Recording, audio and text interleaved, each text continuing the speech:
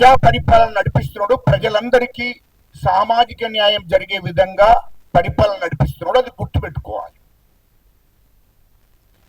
ఎందుకంటే మీరు మాట్లాడితే ప్రజలు ఏదో నమ్ముతారు అనుకోకండి. ఎందుకంటే 10 ఏళ్ళు మీరు ఏమి అరేంజ్మెంట్ చేశారో తెలంగాణ ప్రజలందరికీ కూడా తెలిసిన విషయం.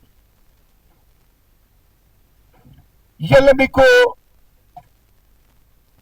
కోట్ల రూపాయలు దోశారు, 3 లక్షల కోట్లు ఈ రాష్ట్రంలో దోసుకున్నారు. 30,000 ఎకరాల భూమి హైదరాబాద్ చుట్టూ మీ బినాం పేర్ల చేసుకున్నారు.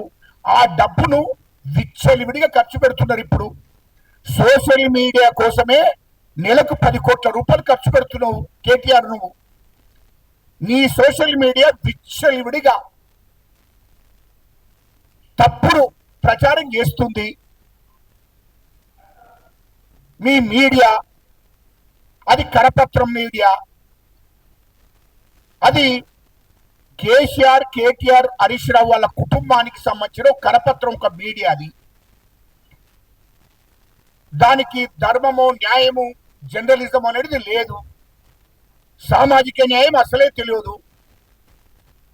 దొర కుటుంబం ఎట్లా ఉండాలి, దొర కుటుంబాన్ని ఎట్లా కాపాడాలి అనేది ఆ యొక్క పత్రిక, ఆ యొక్క మీడియా, కేసీఆర్కి సంబంధించిన మీడియా పనిచేస్తుంది. అది తెలంగాణ ప్రజలకు సంబంధించిన మీడియా కాదు.